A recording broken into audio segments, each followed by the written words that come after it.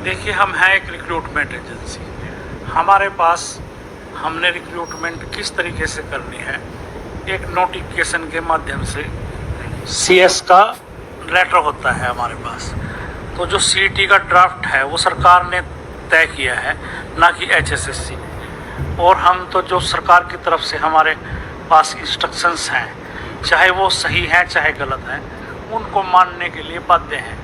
तो ये क्वालिफाइंग होना चाहिए, नहीं होना चाहिए, 4 गुना होना चाहिए, 10 गुना होना चाहिए, 12 गुना होना चाहिए, इन सारे मुद्दों पर सरकार को फैसला लेना है, ना कि एचएसएससी। तो इसमें कोई रास्ता निकल सकता है भविष्य में, इस तरह की जो तमाम जो कैंडिडेट है जो जिन्होंने ये सीईटी एग्ज़ाम पास किया, क्वालिफाई किया, उनको मौका मिले? क्योंकि एक बार पेपर देने के बाद लंबा इंतज़ार उन कैंडिडेट्स को करना पड़ता है। देखिए, आगे से अगर सीईटी में कोई अमेंडमेंट करना चाहे सरकार तो वो कर सकती है। शायद जो अब की बार है वो इस नहीं कर पाए, क्योंकि इसमें फिर लीगल पॉइंट आ जाता है कि अब तो अगर सरकार भी यू टर्न लेना चाहे तो वो नहीं ले सकती कि वो सबको क्वालिफाई कर दे। ऐसा अब नहीं हो सकता, क्योंकि एक हाई मेरिटोरियस बच्चों का एक ग्रुप बन चुका है। अगर सरकार अपने उससे कहीं यू टर्न लेती है या अपना फैसला बदल देती है तो वो जो हाई मेरिटोरियस बच्चे हैं वो कोर्ट में चले जाएंगे कि इन्होंने कहा कुछ था और कर रहे हैं कुछ, और इन्होंने अब हमारा कंपटीशन बढ़ा दिया है। तो एक ये लीगल मैटर भी है।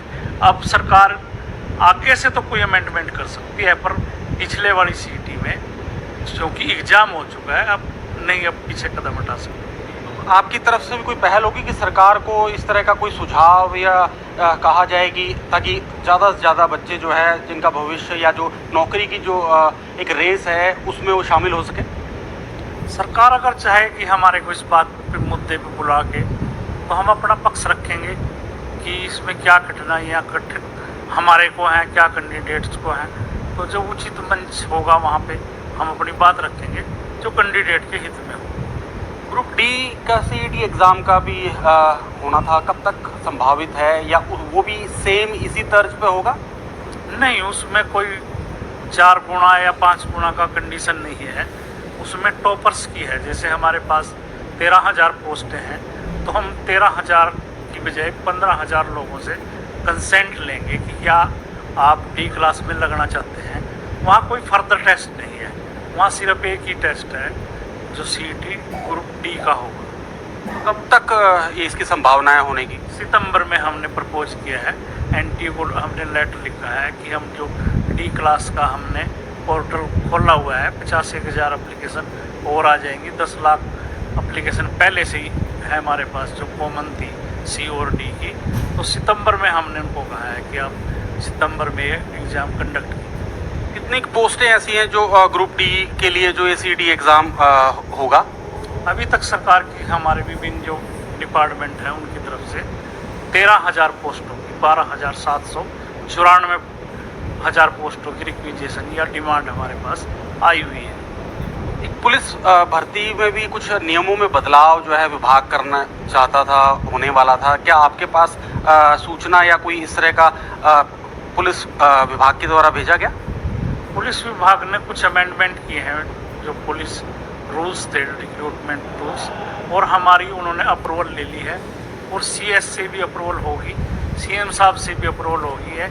अभी फाइल शायद एफडी में पड़ी है, और मुझे उम्मीद है कि वो बहुत जल्दी हमारे पास जो नए रिक्रूटमेंट रूल्स हैं वो आ जाएंगे, और उसके बाद हम विज्ञापन करेंगे पुलिस में। तो रूल का कुछ पता चल सके कि क्या उसमें चेंज हुआ है, कितना उसमें आने वाले समय में जो भर्ती होगी उसमें चेंज दिखेगा? उसमें पहले उन्होंने ये किया हुआ था कि 7 गुना लोग, जो टॉपर लोग थे 7 गुना, वो रेस के लिए आते थे, जिसको हम पीएसटी कहते हैं। तो अब की बार उन्होंने चेंज करके ये किया है कि रेस से पहले पीएमटी होगी। अब की बार 7 गुना लोगों की हाइट और चेस्ट मापेंगे, और जो पीएमटी में क्वालिफाई होंगे उनका 4 गुना का रिटर्न टेस्ट होगा। और रेस जो है बिल्कुल लास्ट का इवेंट होगा। जो 4 गुना लोग पेपर देंगे वो ही दौड़ रेस में हिस्सा ले सकेंगे। तो कुछ जो सीक्वेंस थी कि पहले क्या होना बाद में क्या होना, वो कुछ चेंज हुई है। और कुछ ये चेंज हुआ है कि हाई क्वालिफिकेशन के नंबर उन्होंने अब की बार नहीं रखे। जैसे बीए के 4 नंबर मिलते थे, एमए के 7 नंबर मिलते थे, तो वो सारे नंबर काट दिए हैं।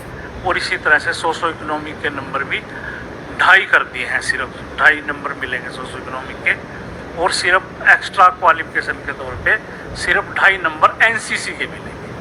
तो ये जो 5 नंबर मिलते थे पहले सोशल इकोनॉमिक के, सोशो इकोनॉमिक के पहले 10 नंबर मिलते थे, अब 2.5 रह गए, मतलब 7.5 नंबर जो है उसमें कटौती कर दी गई है। और 3 बार जो है, आप कहें कि 3 बार जो कैंडिडेट को एक रिटर्न होगा, फिर रेस होगा और एक बार पहले फिजिकल होगा, उसके बाद रिटर्न होगा।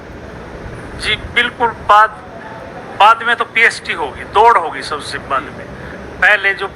पहले सिर्फ हाइट चेस्ट होगी, जो उसमें क्वालिफाई होंगे वो 4 गुना लोग, जो सीटी का टर्म है, 4 गुना लोग एग्ज़ाम देंगे और उसके बाद रेस होगी।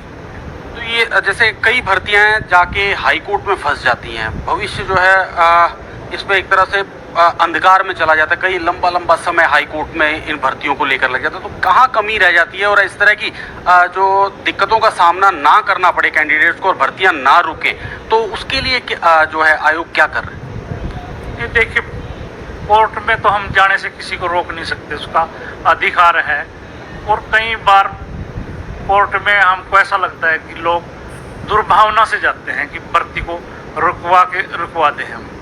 जैसे कल ही एक कोर्ट केस में गए, उस एग्ज़ाम भी नहीं दिया कैंडिडेट ने सीईटी का, और जाके ये प्ली ले ली कि मैं तो जनरल नॉलेज जानता ही नहीं, मैं तो टेक्निकल पोस्ट का कैंडिडेट हूँ, इसलिए अगर सीईटी लेनी थी मेरे से तो टेक्निकल की लेनी चाहिए थी। और कोर्ट ने उसको अलाउ भी कर दिया कि इसको अगला पेपर दिलवाया जाए। तो इस तरह की कठिनाइयाँ तो होती हैं कि जब भी कोई नई चीज़ होती है उसको चैलेंज तो करते ही हैं लोग। तो इस साल कितना लक्ष्य रखा है युवाओं को नौकरी देने का, क्योंकि चुनावी साल भी इसको कहा जा सकता है, तो कितने युवाओं को जो है नौकरी इस बार मिल सकती है? सी क्लास के लिए हमारे पास 32,000 की डिमांड सरकार की है और 6,000 पुलिस कांस्टेबल मेल फीमेल, और 7,500 हमारी जो टीजीटी की भर्ती वो प्रक्रिया चल रही है। डीवी के लिए अभी बच्चों को 2-4 दिन में हम बुला रहे हैं, और उसके अलावा लगभग 13,000 डी क्लास के लिए। तो इस तरह कुल जो हमारा 31 दिसंबर तक का सरकार ने टारगेट दिया है कि 60,000